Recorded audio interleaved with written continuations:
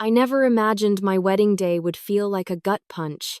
I stood at the altar, smiling for the cameras, while staring at the empty seats where my parents, my sister, and even my maid of honor were supposed to be. They weren't sick. They weren't stuck in traffic. They had chosen to be somewhere else at my sister's engagement party, sipping champagne and posting rooftop photos. And if that betrayal wasn't enough, what I discovered that night, a glittering necklace around my sister's neck, would ignite a plan I'd been waiting my whole life to set in motion. Matic first-person narrative will come alive. I kept my smile glued on like stage makeup.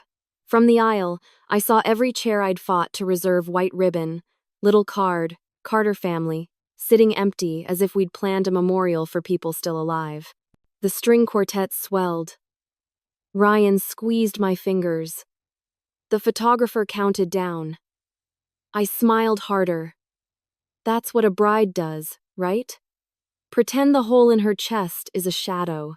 They weren't late, they weren't lost.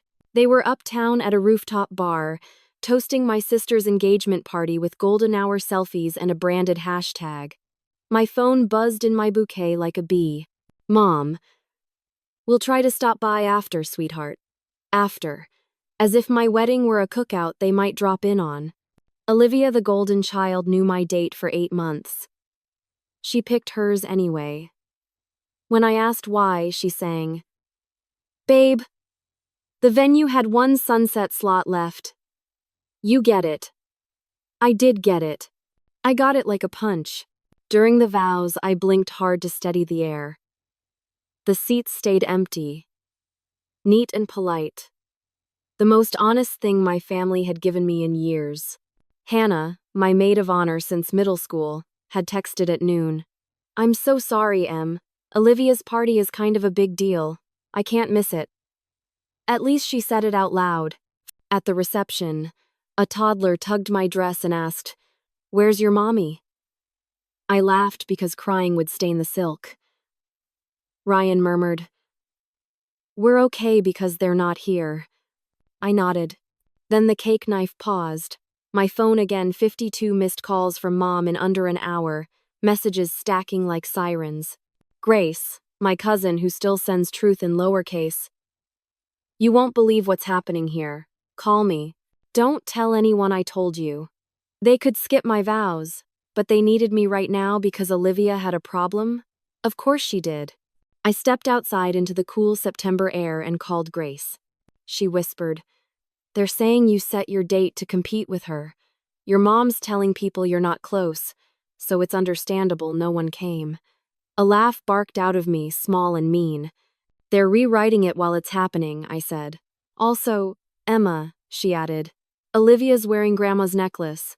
The world narrowed to a gold flash I hadn't seen since I was 19, kneeling at Grandma's bedside while she pressed the velvet box into my hands. "For your wedding day," she'd said. "It was in the will. Mom told me it was damaged. On the rooftop, Olivia wore it like a trophy." You want family revenge stories? Sometimes the first cut is silence. Sometimes the best revenge stories start when a bride stops begging to be chosen and writes her own revenge story out of family betrayal and true stories that still hurt. When we were kids, Olivia got the bigger room because she's younger and needs light. At 16, she got the car because she has more activities. At 25, she got the down payment because she's settling down sooner. The reasons changed, the math never did. If there was one slice left, it went to her. If there was praise to give, it landed on her plate. I learned to slice my own joy into crumbs and call it dinner. The week after the wedding, Mom finally called to clear the air. She didn't apologize. She rationalized. "Sweetheart, your sister's future in-laws came from Europe. It was a once-in-a-lifetime opportunity." I saw my once-in-a-lifetime moment, the empty chairs, the toddler asking where my mother was. "You could have been in 2 places," I said. "You just didn't want to be."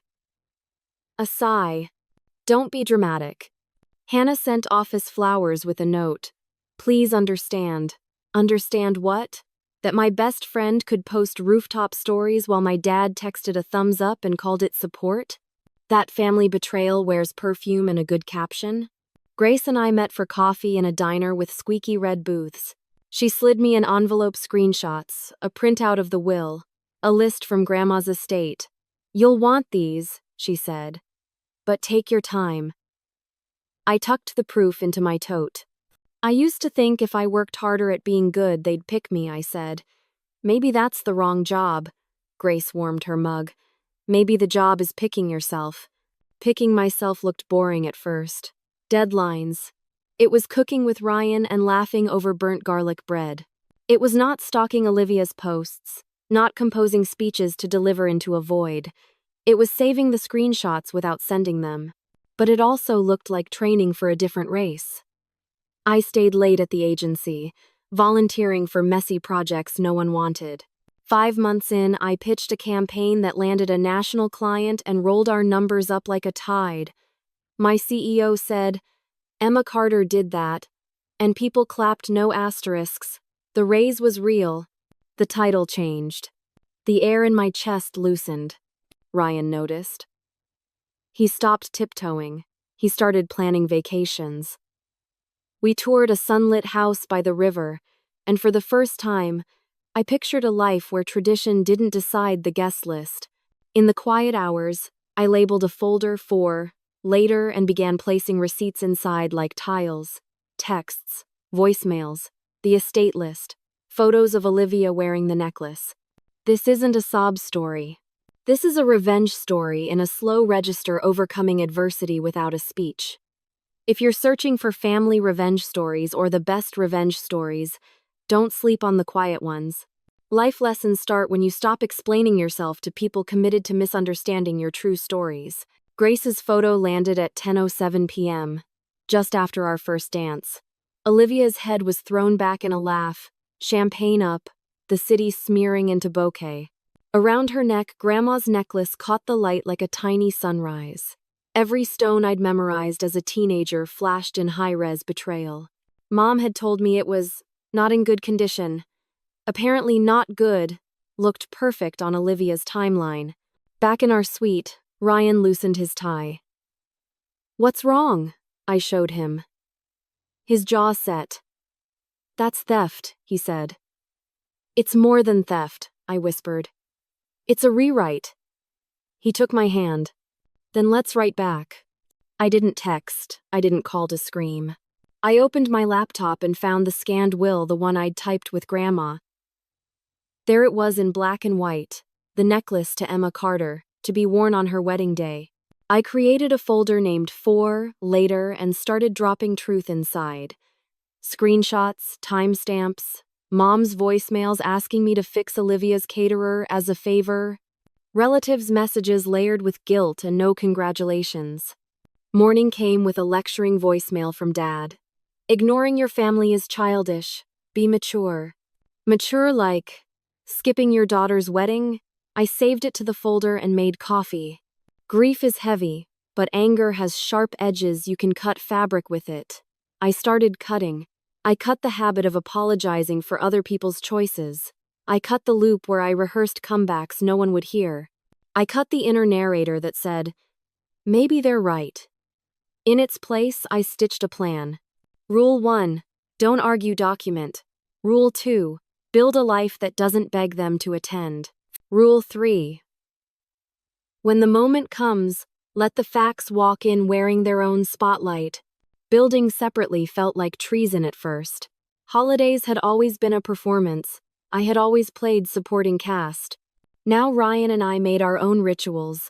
Sunday pancakes, volunteer Saturdays, Tuesday night river walks with hot chocolate. My chest stopped hurting so constantly. I stopped checking Olivia's feed. It didn't stop checking me. 6 months later, Grace texted from a family dinner. "Heads up.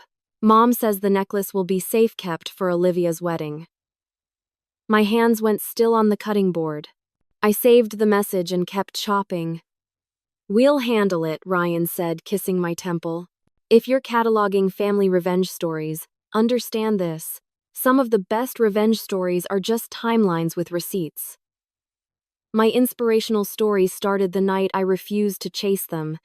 Overcoming adversity looks like patience with teeth. Here are the life lessons I'm learning, and they're true stories. Don't argue with a billboard. Become a headline they can't edit. In a world obsessed with optics, a clean record of facts is the backbone of any revenge story. Time didn't heal. It clarified. I kept my head down and my notes tidy. At work, I stopped making myself small. I took on the projects that scared everyone else, the ones with messy budgets and restless clients.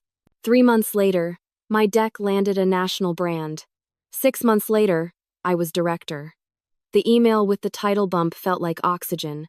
Emma Carter did that, my CEO told the room. Our life began to look like the kind I used to see through other people's windows. We bought a house with afternoon light on the walls. Ryan's real estate clients sent us gift baskets of pears. On Friday nights, we invited friends over, and I learned the exact moment to pull lasagna before the top went leathery. I wasn't happy every day. I was steady most days. Steady felt like a miracle, honestly. The folder grew. I added dates, context, little memos to myself. I found fresh copies of the estate inventory with Grandma's signature and Mom's initials. Next to the necklace line, someone had handwritten, "Released to Olivia for temporary use on the 15th of June. To be returned to rightful owner. Temporary. Returned." 2 words that turned my grief into geometry. It wasn't just immoral.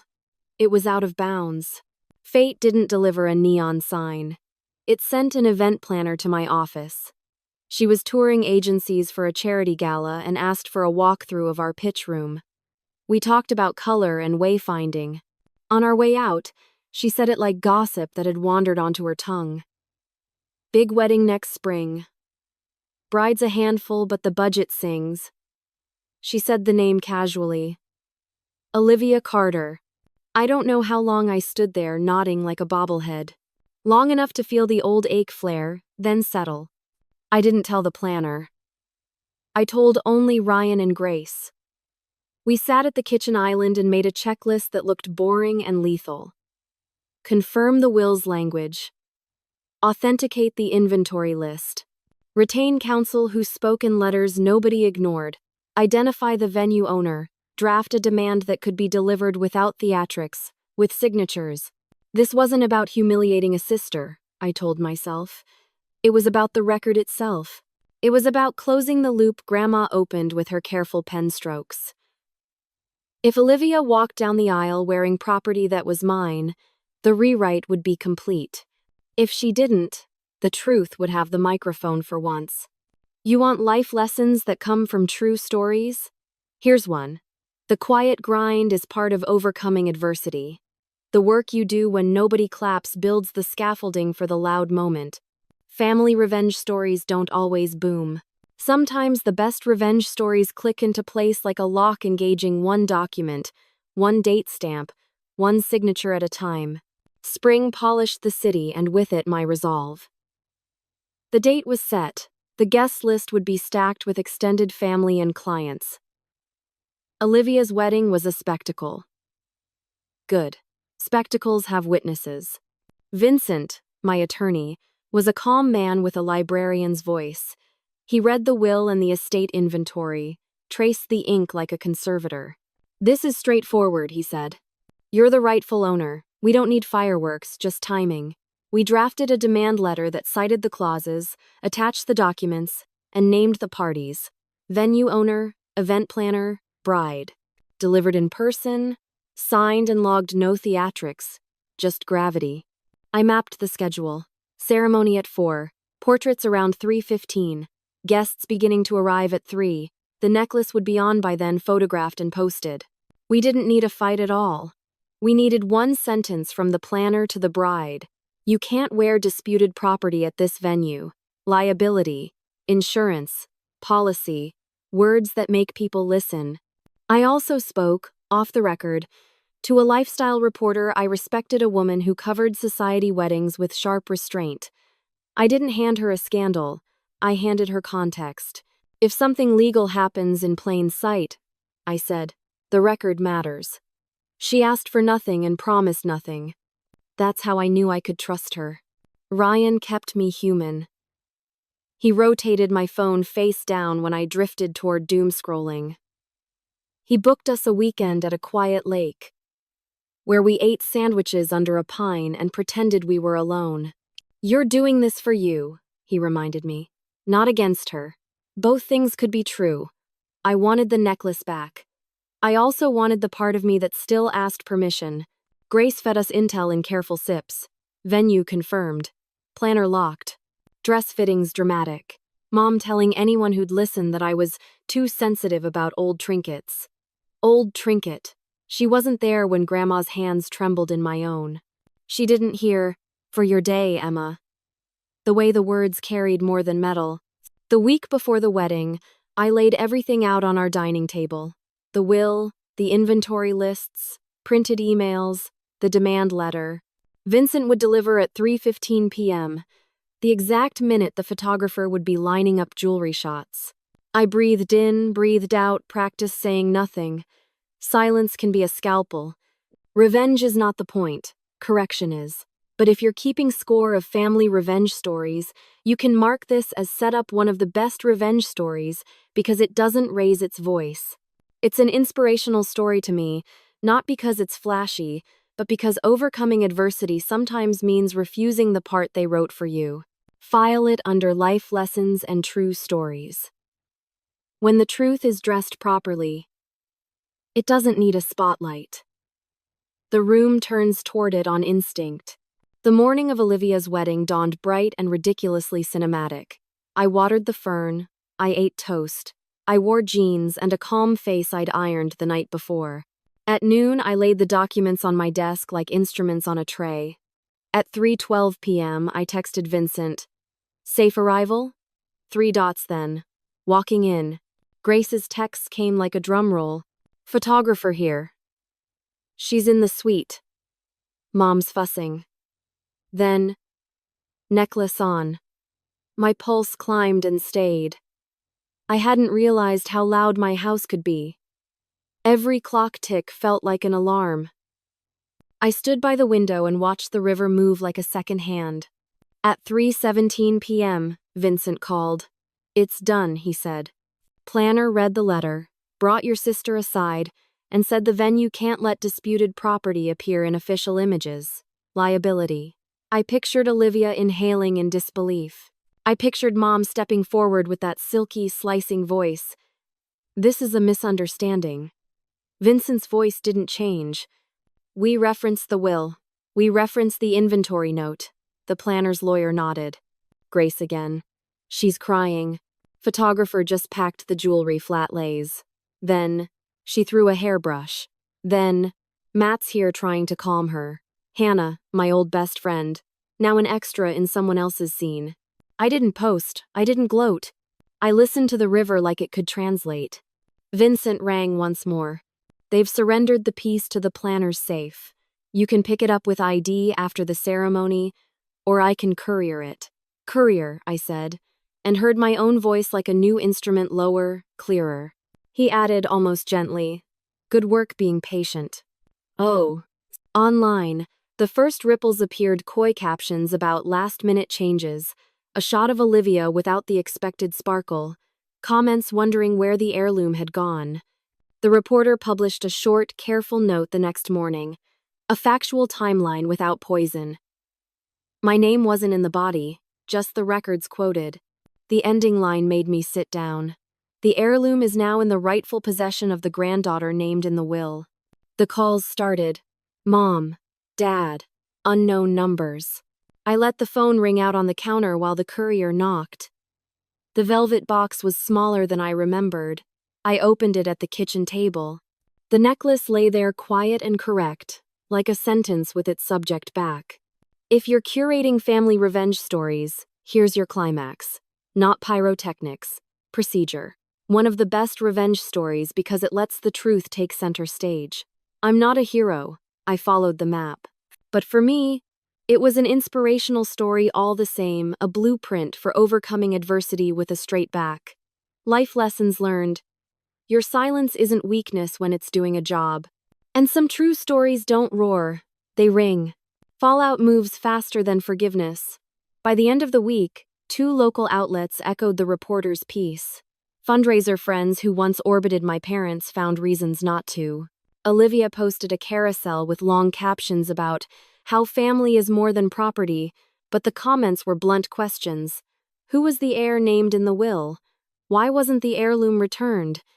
Hannah reached out with a text that started, "Hey, can we talk?" I typed and deleted a response until the bubble felt like static. Then, I didn't call my parents. They didn't apologize. We were, at last, in agreement about something. The line between us was real. Grace kept her distance from the blast zone while checking on me in tiny ways, a gif of a cat in sunglasses, a porch drop of lemon bars. "Proud of you for staying quiet," she wrote on a sticky note. I put it inside the velvet box. At work, nobody knew the specifics, just that I was focused. The next quarter, my team hit numbers that made the CFO smile in actual relief. Success didn't fill the empty place. It built new rooms around it. Ryan and I hosted friends for a small dinner. Someone asked, "So, how's family stuff?" I said, less loud, and we moved on to arguing about whether the lasagna needed more basil. 1 year later, on our anniversary, Ryan opened the velvet box and held the necklace like it was the last warm light in winter. "You ready?" he asked. I turned, lifted my hair, and felt the clasp catch. For a second, the memory of Grandma's voice threaded through the present. "For your day, Emma." This was not the day she meant. It was the one I chose. I looked in the mirror and didn't see victory. Exactly. I saw alignment. The record and the story matched. The heirloom wasn't a trophy. It was a compass I'd carried without wearing. When we stepped out into the city, nobody knew why my chin was a little higher. The wind off the river tasted like new paper. If you collect family revenge stories, file this under quiet endings. It's not the loudest, but it might be one of the best revenge stories because it doesn't need applause to count. It's my inspirational story because I learned to stop auditioning for a role I never wanted. Overcoming adversity taught me the simplest life lessons. Protect your peace, keep your receipts, and write the ending yourself. These are true stories. Mine included true stories I can live with. In a world addicted to noise, a steady revenge story still carries, and the echo becomes your own. We paid the bill, walked home, and locked the door. I didn't just close it, I slid the deadbolt. Not out of fear, out of clarity. Some stories end with fireworks. Mine ended with a velvet box on my desk and a quiet I could finally trust. I didn't win back my family. I didn't need to. I won back my name in the story, the version where I'm not the afterthought or the problem, but the person who chose herself when no one else did. That necklace isn't just metal and stones. It's proof that I can protect what's mine, my boundaries, my peace, my truth. It's the closing chapter to years of being told to understand why someone else's needs always came first. I understand now. I understand that choosing myself isn't selfish. It's survival. I know not everyone gets the kind of ending they want, but we all have the power to close doors that hurt us. Mine didn't slam. It clicked shut, and I threw away the key. What about you? What would you do if your entire family skipped your wedding for your siblings' party? Would you fight for what's yours, even if it meant cutting them off forever?